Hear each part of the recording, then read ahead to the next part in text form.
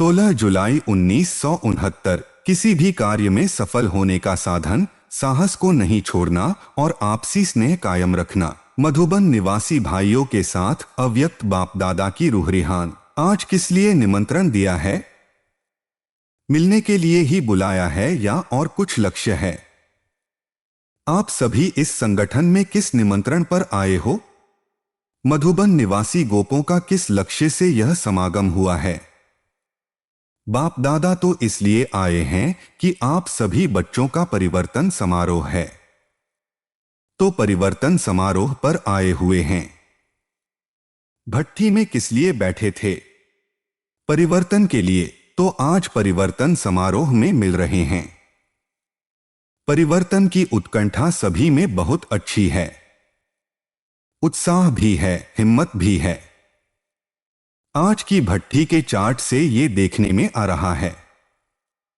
इन गोपों के परिवर्तन के उत्साह से आपको, कुमार का दादी को क्या क्या देखने में आता है? जैसे आंधी को देखकर मालूम पड़ता है कि वर्षा आने वाली है। इस परिवर्तन के उमंग से आप क्या समझती हो? परिवर्तन क्या पहचान देता है? इस परिवर्तन का उमंग खास इस बात की पहचान देता है कि अभी प्रत्यक्षता का समय नजदीक है।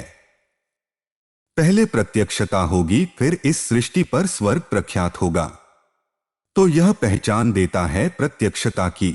वर्तमान समय देखा जाता है कि हरेक वत्स अपनी अपनी प्रत्यक्षता प्रत्यक्ष रूप में ला रहे हैं। पहले गुप्त था, जैसे सूर्य के रोशनी में सितारे छिपे हुए होते हैं। जब सूर्य दूसरे किनारे चला जाता है तो सितारों की चमक प्रत्यक्ष होती है। तो अब ज्ञान सूर्य व्यक्त किनारा छोड़ अव्यक्त वतन में खड़े हैं, तो व्यक्त देश में आप सितारों की प्रत्यक्षता देखने में आती है। पहले से अभी एक दो को ज्यादा पहचानते होना। जैसे कहते हैं ना, एक एक स्टार में दुनिया है, लेकिन यह पता नहीं है कि एक एक स्टार की कौन सी दुनिया है। इस आकाश के सितारों में कोई दुनिया नहीं है, लेकिन यह धरती के चैतन्य सितारों में एक एक दुनिया है। अपनी दुनिया का साक्षात्कार होता जाता है।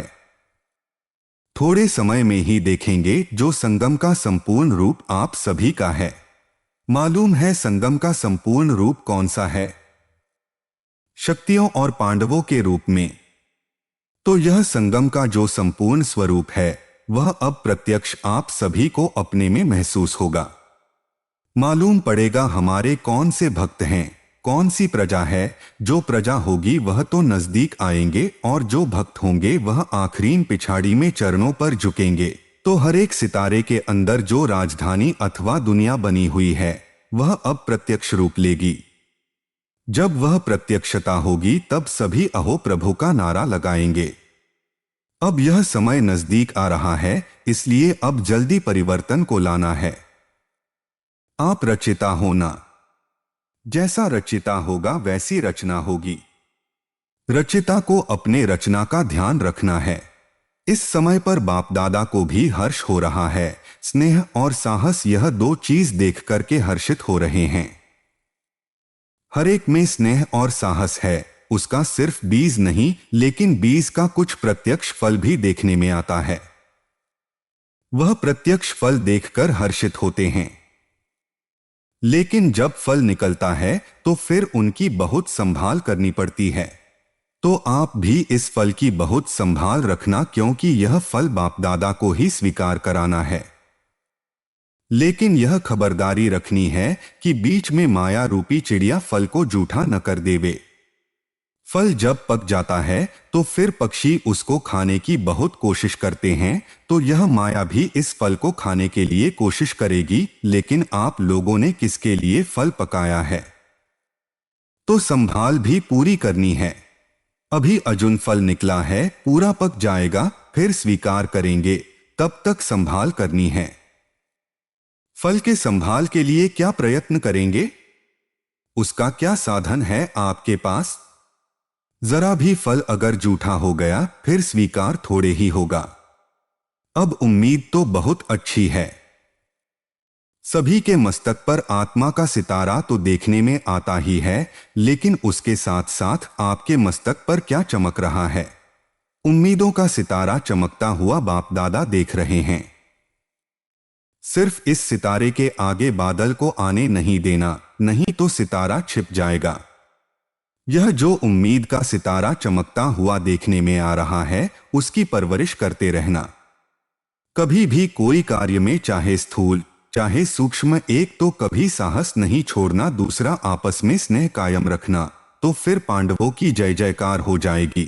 जय जयकार के नारे सुनने में आएंगे। अभी तो कभी कुछ हो रहा है। जब जय जयकार हो जाती है तो फिर नाटक समाप्त हो जाता है। फिर आप सभी को अव्यक्त स्थिति का झंडा दूर से देखने में आएगा। आप सभी की अव्यक्त एकरस स्थिति का झंडा सारी दुनिया को लहराता हुआ देखने में आएगा।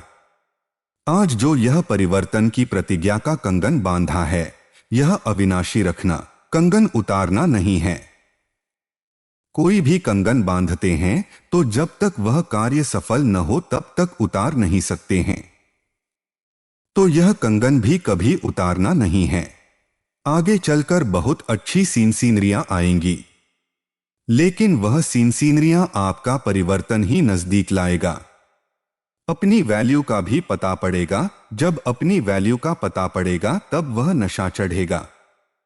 अभी कभी क्या वैल्यू रखते हो, कभी क्या वैल्यू रखते हो, भाव में हेरफेर होते हैं। जैसे कोई चीज निकलती है तो पहले भाव थोड़ा नीचे ऊपर होता है, फिर फाइनल हो जाता है। अपनी वैल्यू का अभी फाइनल मालूम नहीं पड़ा है।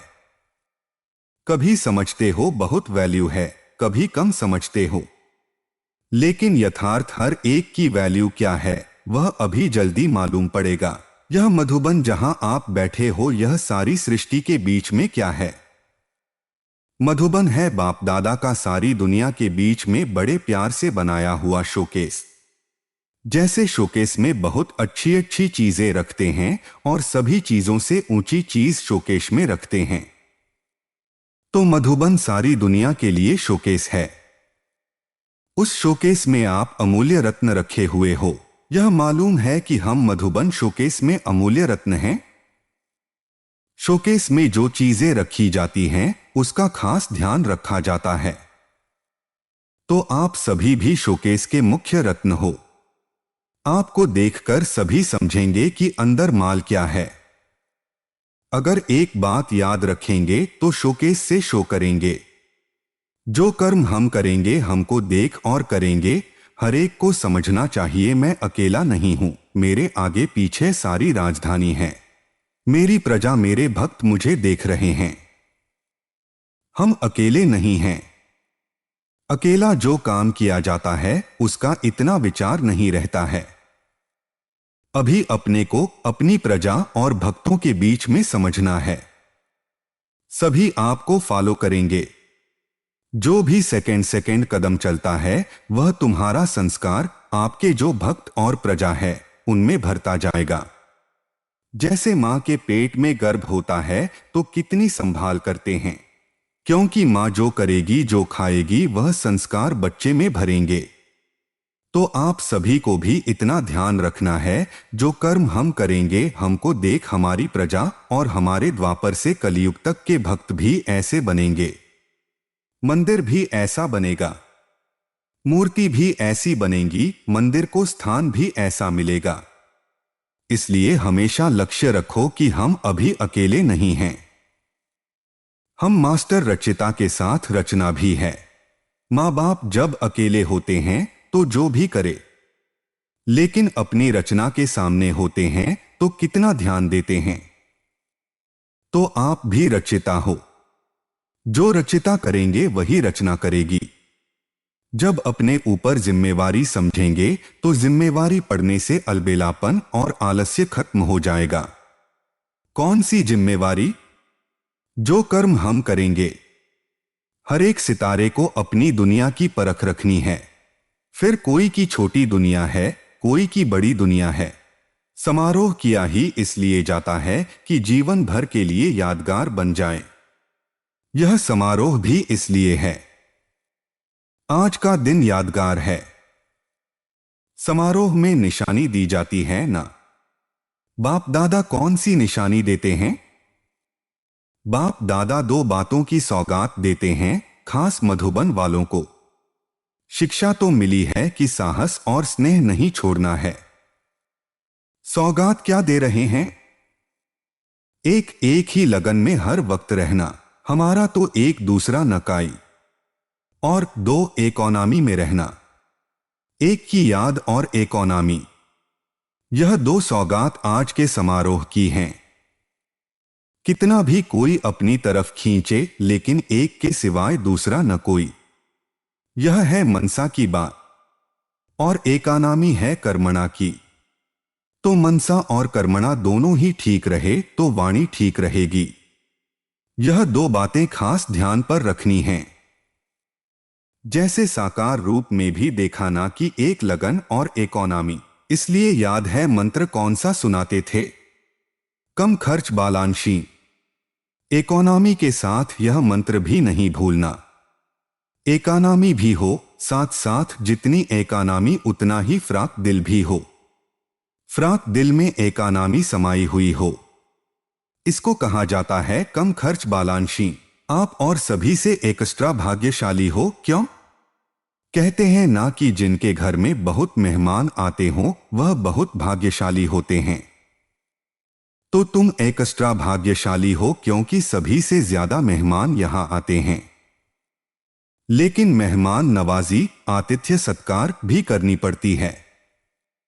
मेहमान नवाजी ऐसी करनी है जो अपने घर से पूरा ही मेहमान हो जाएं। आपकी मेहमान नवाजी उनको सदा के लिए मेहमान बना दे। बाप दादा साकार में यह करके दिखाते थे। एक दिन की मेहमान नवाजी में पूरे जीवन के मेहमान बनाना। ऐसी मेहमान नवाजी करनी है। इसको कहा जाता है सन शोज फादर। अच्छा, इस क्लास के अंदर सभी से ज्यादा पुरुषार्थी कौन है? नंबर 1 कौन है? 1-2 से सभी अच्छे हैं। यह तो कमाल है। यही ग्रुप है जो सभी ने नंबर 1 नंबर उठाया है। क्योंकि कोई ने किस बात में विशेष पुरुषार्थ किया है, कोई ने किस बात में किया है, इसलिए सभी नंबर 1 हैं। इस ग्रुप ने यह नंबर 1 का ठप्पा अपने ऊपर लगाया है। यह नंबर 1 का ठप्पा नहीं भूलना। मुख्य 4 बातें नहीं भूलनी हैं। 1 तो शिक्षा, सावधानी, ठप्पा और 1-2 को आगे कर उन्नति को पाना। यह 4 बातें कभी भूलनी नहीं हैं। अच्छा,